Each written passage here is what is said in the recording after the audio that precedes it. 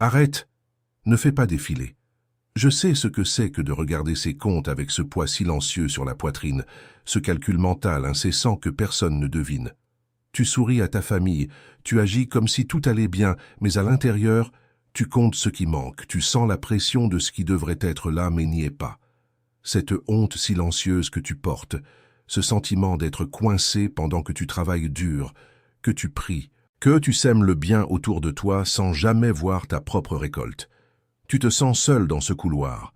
Laisse-moi te dire quelque chose que ton âme a besoin d'entendre. Ce n'est pas de l'échec. Ce n'est pas un manque de foi. Ce n'est pas un signe que tu as été oublié. C'est le grondement d'une récolte retenue. C'est le son d'une porte spirituelle qui résiste juste avant de céder. C'est la preuve que la récompense qui t'attend est si grande qu'elle a besoin d'un temps de préparation. Tu ne te bats pas seulement pour de l'argent, tu te bats pour l'honneur, pour la restitution, pour prouver à toi-même et aux autres que les promesses qui t'ont été murmurées dans le secret ne sont pas des mensonges. Cette sensation de blocage est le poids de ta destinée qui n'a pas encore été libérée. Tu te tiens devant une porte dorée, massive, et tu as l'impression d'avoir perdu la clé. Mais la clé n'est pas perdue. Elle est simplement d'une nature différente. Elle n'est pas faite de métal, mais de révélation. Elle est forgée dans la compréhension de la saison que tu traverses. Chaque prière, chaque graine de générosité que tu as plantée dans la terre aride de la vie de quelqu'un d'autre a été enregistrée. Aucune n'a été perdue. Elles sont cachées sous terre, invisibles, mais vibrantes de vie. Le ciel n'a pas ignoré ton effort. Il l'a transformé en un trésor gardé dans un coffre spirituel, un coffre qui attend le bon code pour s'ouvrir et déverser son contenu dans ta vie. Ce que tu as appelé manque était en réalité une accumulation. Ce que tu as perçu comme un retard était une préparation divine pour que tu puisses supporter le poids de l'abondance à venir. La douleur que tu ressens est la tension juste avant la rupture du barrage. La pression monte parce que le fleuve de la provision divine est sur le point de tout submerger sur son passage. Je veux te donner un instrument, une carte pour naviguer cette saison. Il ne s'agit pas de vagues promesses, mais d'instructions précises. J'ai tout détaillé pour toi dans le premier commentaire épinglé sous cette vidéo. Ce n'est pas une coïncidence que tu entendes ceci maintenant. C'est un rendez-vous divin orchestré pour intercepter ton découragement juste avant l'aube de ta plus grande percée. Cette porte dorée qui semblait scellée pour toujours va commencer à grincer. Une clé froide et solide est sur le point d'être placée dans la paume de ta main. Dans les prochaines minutes, je vais te montrer les 5 signes clairs que ton manque n'est pas une fin, mais une moisson bloquée sur le point d'être libérée. Et je te le promets, le 3e signe va complètement changer la façon dont tu regardes chaque porte qui s'est fermée dans ta vie jusqu'à aujourd'hui. Ce n'est pas une simple vidéo de motivation. C'est un acte prophétique de déverrouillage pour ceux qui ont été choisis pour une abondance avec un but. Tu as senti l'appel. Tu as payé le prix dans le silence. Maintenant, il est temps de recevoir la récompense publiquement et de comprendre la mécanique spirituelle derrière ton attente. Combien de nuits encore vas-tu regarder le plafond en essayant de comprendre pourquoi tu sèmes tant, mais tu récoltes si peu? Écoutons attentivement maintenant, car ce que je vais te décrire n'est pas une opinion, c'est un diagnostic. Ce sont les symptômes d'une moisson sous embargo, des preuves que ce que tu vis n'est pas le fruit du hasard, mais d'un cycle spirituel de rétention. Le premier symptôme est le plus douloureux, la porte qui s'est presque ouverte. Tu te souviens? Ce contrat, cette promotion, cette opportunité qui était pratiquement dans tes mains. Tout était aligné, et au dernier moment, sans explication logique, la porte s'est refermée violemment.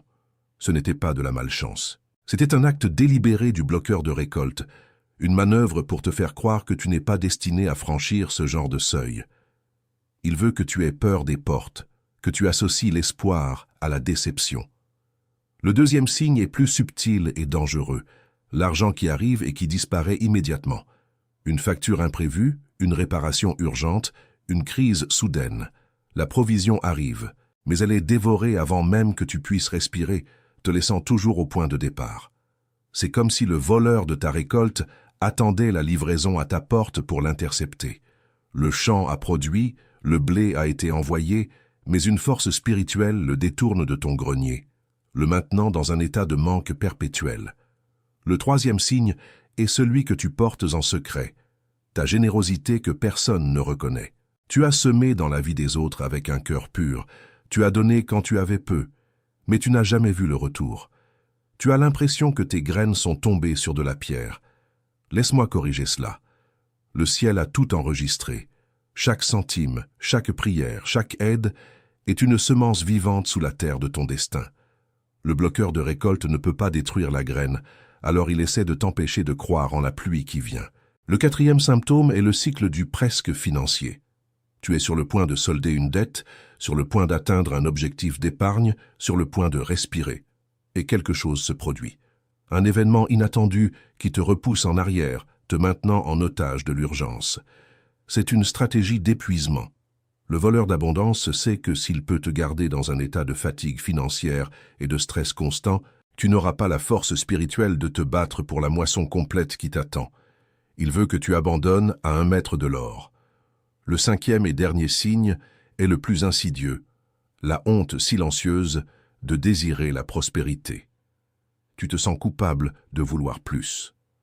Une voix te murmure que c'est de l'avidité, que vouloir l'abondance n'est pas spirituel, surtout quand tant de gens ont moins.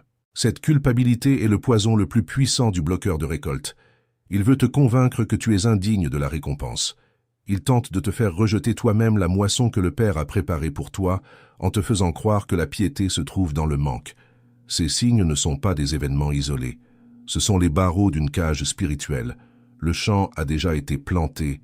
Les graines que tu as semées dans l'obéissance sont vivantes, mais une clôture invisible t'empêche d'entrer et de récolter ce qui t'appartient. Le ciel a déjà enregistré ta semence, il a déjà validé ta récolte. Mais l'ennemi de ta destinée essaie désespérément de retarder la livraison. Il sait que le jour où tu mettras la main sur ta moisson, son pouvoir sur ta vie sera brisé pour toujours. Le grenier existe, il est plein, mais la porte est scellée par le mensonge que tu as cru. Le mensonge que tu n'es pas assez bon, que ce n'est pas encore le moment, ou que la prospérité n'est pas pour des gens comme toi. Si tu t'es reconnu dans au moins 3 de ces signes, alors arrête tout de suite. Arrête d'appeler cela de la malchance, de l'échec ou de l'incapacité. Appelle-le par son vrai nom. C'est la preuve irréfutable que le voleur de ta récompense est terrifié par ce qui est sur le point d'arriver. Alors tu as reconnu les barreaux de ta cage spirituelle, tu as vu le schéma. Mais un diagnostic sans remède ne fait qu'approfondir la douleur. Aujourd'hui, nous ne nous contentons pas de nommer le voleur, nous allons le dépouiller et reprendre ce qui t'appartient. Le remède n'est pas de prier plus fort dans la même direction. C'est d'utiliser une clé différente. Une clé forgée non pas dans l'effort humain, mais dans la sagesse divine qui contourne les blocages. Une clé qui ne force pas la porte, mais la rend obsolète. Cette clé existe. C'est un instrument spirituel, un protocole de libération que j'ai été chargé de te transmettre. C'est une technologie divine qui active les lois de la récolte et de la restitution en ta faveur. Je l'ai appelé le Code de la sagesse de Salomon. Ce n'est pas un livre, c'est un décret, ce n'est pas une théorie. C'est un ensemble d'instructions précises pour quitter le couloir de l'attente et entrer dans la salle du trésor où ta provision est stockée. C'est la combinaison du coffre-fort spirituel qui porte ton nom. Tout ce que tu dois faire pour mettre la main sur cet instrument, pour recevoir le marteau qui brisera le cycle du presque, se trouve dans le premier commentaire épinglé sous cette vidéo. N'attends pas. La porte pour agir sur cette instruction est ouverte maintenant. Mais avant même que tu ne cliques, je dois te donner quelque chose de fondamental. Une révélation qui est le fondement même du code. C'est une parole qui va recadrer ton identité et te donner l'autorité de réclamer ta moisson. Pour chaque saison de rupture, Dieu libère un nom secret, une parole code hébraïque qui active une dimension spécifique de sa puissance. Pour ceux qui sont appelés à sortir de la pénurie pour gérer l'abondance, cette parole est un tremblement de terre spirituel. Cette parole code n'est pas une simple affirmation. C'est un son qui résonne dans le monde spirituel et signale que le temps de la rétention est terminé. C'est la signature en bas du décret de ta libération financière. Cette parole est Shefa. Répète-le à voix basse. Shefa. Ce n'est pas seulement l'abondance, c'est un flux divin, un débordement, une provision qui coule de manière si continue et puissante qu'elle ne peut être contenue ou dévorée. C'est une fontaine, pas une flaque d'eau. Le voleur de récolte peut boire une flaque. Il peut détourner une rivière, mais il ne peut pas arrêter une fontaine qui jaillit directement de la salle du trône. Shefa est la nature même de la provision du royaume. Ce nom était caché dans la vie de Joseph. Il a été jeté dans une citerne, vendu, accusé à tort, oublié dans une prison. Il était le portrait même de la récolte retenue, de la promesse bloquée. Il vivait dans le presque depuis des années, mais son manque n'était pas un oubli, c'était une formation. La prison n'était pas sa destination, c'était sa salle de classe. Dieu ne lui enseignait pas à survivre à la pénurie. Il le formait à gérer la shefa du monde entier. Tu ne peux pas donner les clés des greniers d'une nation à quelqu'un qui n'a été testé que dans l'abondance.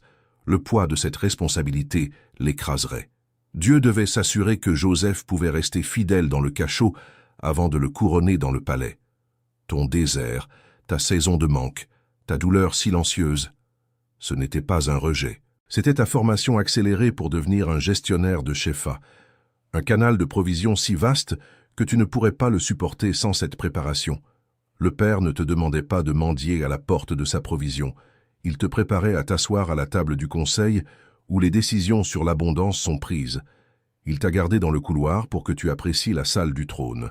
Le roi ne confie pas une herbe à quelqu'un qui croit encore être né pour quémander. Ton identité devait être forgée dans le feu pour supporter le poids de l'or. La shefa n'est pas pour les faibles, c'est pour les fidèles éprouvés. Cette porte de prison qui semblait être la fin de l'histoire de Joseph n'était que la dernière étape de sa formation. Le jour où il a été appelé, il n'est pas sorti en boitant et en s'excusant. Il est sorti comme un homme prêt à gouverner. C'est aujourd'hui que tu es appelé. La porte de ta prison financière, de ton cycle de manque, grince sur ses gonds. Ce n'est pas une libération conditionnelle, c'est une promotion. La clé qui ouvre ce coffre de provisions célestes, c'est de comprendre que la pénurie n'a jamais défini qui tu étais. Elle a seulement révélé ce pourquoi tu étais préparé. Tu n'étais pas une victime. Tu étais un héritier en formation. Ton nom n'était pas manque, retard ou là presque. C'était un nom que l'ennemi ne pouvait pas prononcer, un nom réservé pour ce jour précis, pour cet acte de déverrouillage prophétique.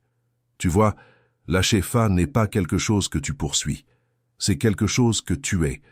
C'est une nature qui est activée lorsque tu comprends ton identité et ton but.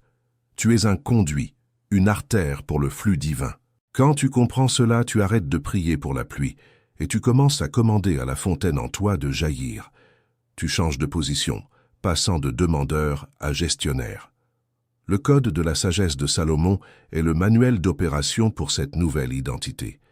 Il te montre comment opérer en tant que canal de shefa, comment protéger le flux, comment le diriger vers ton but. Chaque jour où tu as semé sans récolter, tu n'accumulais pas de la frustration.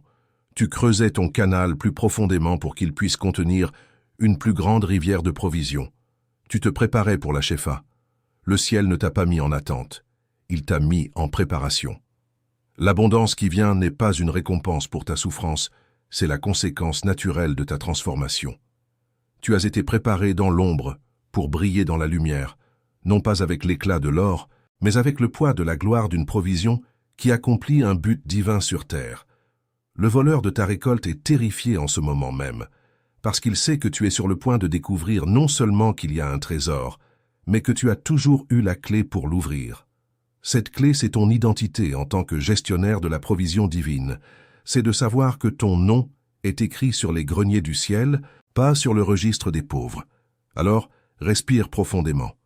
Sens le sol sous tes pieds. C'est le dernier jour où tu te vois comme celui qui manque. À partir de maintenant, tu es celui par qui le flux arrive. L'abondance n'est plus une destination lointaine. C'est ta nature profonde qui se réveille. C'est le géant en toi qui se lève, secoue la poussière de la prison et se souvient qu'il est né pour gouverner. La table du banquet a été préparée pendant que tu pleurais dans le couloir. Ton nom était gravé sur une chaise réservée à la table de l'abondance, mais tu ne pouvais pas le lire à travers tes larmes. Aujourd'hui, tu sèches tes larmes et tu lis ton nom.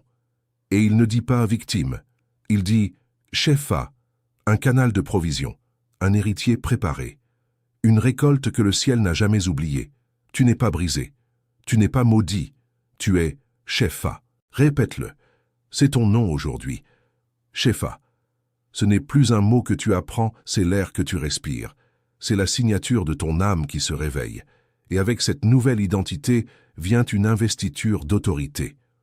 Aujourd'hui, dans le tribunal céleste de la restitution, je te baptise de 3 noms de pouvoir. Le premier, gardien de la moisson retenue. Tu n'es plus celui qui attend la récolte, tu es celui qui la garde. Cette abondance qui a été retenue est maintenant sous ta juridiction. Tu as l'autorité de la protéger contre le voleur. Le second nom, administrateur de la provision du royaume. Ta prospérité n'est pas pour toi seul. Tu es promu. Tu passes de simple bénéficiaire à gestionnaire de la richesse du roi, un canal pour ses projets sur terre. Le ciel te fait confiance avec ses ressources. Le troisième et dernier nom, ton identité inébranlable, héritier de la table préparée. Tu n'es plus un invité espérant une place, tu es un héritier. La table t'appartient, la chaise a toujours porté ton nom. Ta présence au banquet n'est pas une faveur, c'est ton droit de naissance. Mais attention, le bloqueur de ta récolte entend ces noms et il tremble de rage. Il va lancer une contre-attaque immédiate. Il ne se battra pas avec des armées, mais avec des murmures. Il connaît tes anciennes blessures. Il s'approchera de toi ce soir dans le silence et te chuchotera « Tu ne mérites pas de prospérer. Regarde tes erreurs passées. » C'est sa première flèche, trempée dans le venin de la honte. L'accusateur présente les reçus de tes anciennes pertes devant le trône. Mais le juge suprême a déjà frappé son marteau. Quand tu entends ce mensonge, tu te lèveras et tu déclareras à voix haute « Mon mérite ne vient pas de mon passé, mais de son décret. Je suis qualifié par le sang, pas par mes œuvres. La sentence de manque est annulée. » Puis il essaiera une autre tactique. Il te dira « Cet argent va te corrompre, il t'éloignera de Dieu. » C'est le mensonge qu'il utilise pour faire en sorte que les justes aient peur des armes qui pourraient te financer l'avancement du royaume. À cette accusation, tu répondras avec l'autorité de l'administrateur. Cette richesse n'est pas une idole, c'est un instrument. Elle ne me possédera pas, car je la possède au nom du roi. Ma mission est plus grande que ma provision. L'ennemi, voyant que cela ne fonctionne pas, jouera sa carte la plus cruelle. Il te rappellera chaque perte, chaque faillite, chaque espoir brisé, et il sifflera « Tu perds toujours tout à la fin. Tu n'as jamais su garder quoi que ce soit. » C'est là que tu activeras ton autorité de gardien. Tu poseras ta main sur ton portefeuille, sur les clés de ta maison, et tu décréteras « Le cycle de la perte est brisé aujourd'hui. Par le pouvoir du gardien de la moisson, ce qui entre dans ma main prospère. Le dévoreur n'a plus accès à mon grenier. » Finalement, dans un dernier effort désespéré, il utilisera l'arme du temps. Il est trop tard pour toi. Ton moment est passé. Regarde ton âge. Regarde le temps que tu as perdu. Il essaie de te faire accepter la sentence de la stagnation. C'est alors que tu riras. Tu riras face au mensonge, car tu es un héritier de la table préparée et tu sais que le temps obéit à ton Père. Tu déclareras « Mon Dieu est le spécialiste de la restitution accélérée. Il me rend les années que le criquet a dévorées. Mon avenir est plus grand que mon passé. » Chacune de ces déclarations n'est pas une simple affirmation positive. C'est un acte juridique dans le tribunal du ciel. Tu ne fais que lire la sentence qui a déjà été rendue en ta faveur. Tu exécutes le décret de libération. Le coffre qui était spirituellement scellé est maintenant ouvert par ordre du roi. L'accusateur se voit refuser l'accès à tes archives de dettes passées. Son pouvoir sur ta ligne de crédit céleste est révoqué. Vois-le par la foi. L'accusateur qui se tenait devant le trône avec une liste de tes échecs est maintenant réduit au silence. Le juge a prononcé la sentence « restitution », 7 fois ce qui a été volé. Et cette sentence a force de loi. Tu n'es pas en train de te battre pour la victoire. Tu te bats depuis la victoire. Tu n'essaies pas de convaincre Dieu de te bénir. Tu es d'accord avec la bénédiction qu'il a déjà libérée. C'est une guerre de mise en application. Tes nouveaux noms sont tes nouvelles armes. Gardien, administrateur, héritier. Ce sont les clés qui ouvrent différentes sections de ton héritage. L'ennemi n'a pas de défense contre un héritier qui connaît ses droits. Quand il te traite de pauvre, tu réponds « Je suis l'administrateur de la provision du royaume ». Quand il te traite d'indigne, tu réponds « Je suis l'héritier de la table préparée ». Quand il te menace de perte, tu réponds « Je suis le gardien de la moisson retenue ». Tu changes le dialogue. Tu ne plaides plus ta cause. Tu annonces le verdict. Tu n'es plus un accusé dans le tribunal, tu es l'huissier qui exécute la sentence de libération sur ta propre maison. Le son de ta voix, chargé de cette autorité, est une terreur pour les forces des ténèbres. Elles ne peuvent pas s'opposer à un décret signé par le roi de l'univers. Tu es simplement le messager qui apporte la nouvelle de leur défaite. La honte que tu portais hier est remplacée par le manteau de l'autorité aujourd'hui. La peur qui te paralysait est remplacée par le sceptre du commandement. Tu as été changé au niveau de ton identité spirituelle. Cesse de regarder tes comptes bancaires terrestres pour connaître ta valeur. Commence à consulter le registre du tribunal céleste qui déclare que tu es solvable, libre de dettes et héritier d'une richesse incalculable. Le combat n'est pas terminé, mais son issue est scellée. La seule chose qui reste est la confrontation finale. Le moment où tu prends physiquement possession de ce qui a été spirituellement décrété. Avec tes nouveaux noms et tes nouvelles clés, tu es prêt. La guerre pour ta récolte sera gagnée dans le prochain mouvement. Prépare-toi à prier. Maintenant, c'est le moment de la transaction spirituelle. Ferme les yeux si tu le peux. Pose une main sur ton cœur. Ce n'est plus une écoute passive, c'est une activation. Répète ces paroles après moi, pas avec ta bouche, mais avec ton esprit. Je renonce à la mentalité de la pénurie. Je renonce à la honte silencieuse qui m'a accompagné dans le secret. Je brise mon accord avec la croyance que je suis destiné au presque. Je renonce à la peur de prospérer et à la culpabilité de désirer l'abondance. Je rejette le mensonge qui dit que mon retard est une punition. Je pardonne à ceux qui ont douté de moi, non pour eux, mais pour libérer ma propre récolte. Maintenant, respire et prends possession. Avec l'autorité qui m'a été conférée, je déclare, je reçois mon identité de Shefa, de canal de provision. Je prends possession de ma récolte retenue. Je reçois l'honneur pour remplacer l'humiliation. Je reçois la restitution multipliée pour les années de perte. Je reçois la sagesse pour administrer la provision du royaume qui m'est confié. Je prends possession de ma place à la table préparée. Je reçois la clé de la moisson et le sceptre de l'autorité. Le cycle du manque est brisé sur ma lignée aujourd'hui. Maintenant, silence. Écoute la voix qui compte vraiment. Moi, ton père, je te parle directement. Mon fils, ma fille, je ne t'ai jamais oublié, pas une seconde. Chaque larme que tu as versée dans le secret, je l'ai recueillie comme un trésor. J'ai vu chaque graine de générosité que tu as plantée quand personne n'applaudissait. Tu pensais qu'elles étaient mortes, mais elles étaient protégées sous la chaleur de mon regard, attendant cette saison précise. Ce que tu as appelé un retard insupportable, je l'appelais une protection nécessaire. J'ai dû te cacher de l'ennemi pendant que je préparais une récompense si grande que tu n'aurais pas pu la supporter avant. Ta récolte n'est pas morte, elle était gardée sous mon sceau. L'accusateur ne pouvait pas y toucher. Il pouvait seulement te tourmenter de loin, mais il n'avait pas accès au grenier qui porte ton nom. La douleur de l'attente a forgé en toi la capacité de gérer l'honneur qui vient. Je ne pouvais pas confier mon abondance à quelqu'un qui n'avait pas été testé par le feu du silence. Ce qui t'a été promis dans le murmure te sera donné dans le tonnerre. Je ne suis pas un homme pour mentir. Le temps de la justification est arrivé. Le temps de la honte est terminé. Aujourd'hui, je retire le voile de l'oubli de tes yeux et je place sur ton doigt l'anneau de mon autorité. Le décret de ta restitution est scellé par mon propre nom. L'héritage qui était spirituellement bloqué par des contestations est maintenant libéré sans opposition. L'ordre a été donné dans les cours célestes. La transaction est complète. Arrête de te battre pour ce que je t'ai déjà donné. Lève-toi, secoue la poussière de la prison et marche en tant qu'héritier. Ta chaise n'est plus vide, elle t'attendait. Le narrateur reprend. Tu as senti ce changement. C'est réel, c'est une transaction spirituelle. Maintenant, tu dois agir dans le naturel pour ancrer ce qui s'est passé dans le spirituel.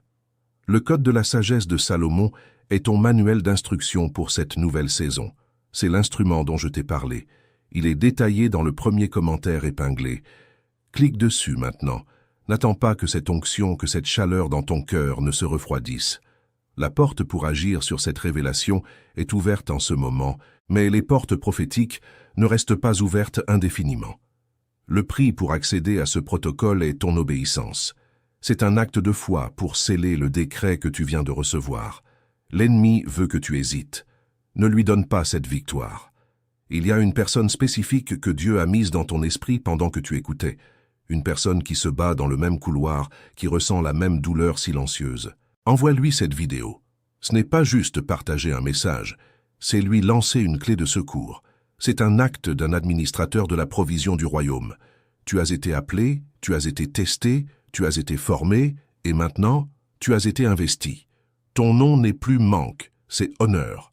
Ta saison n'est plus retard, c'est restitution accélérée. La table est dressée, le festin est prêt.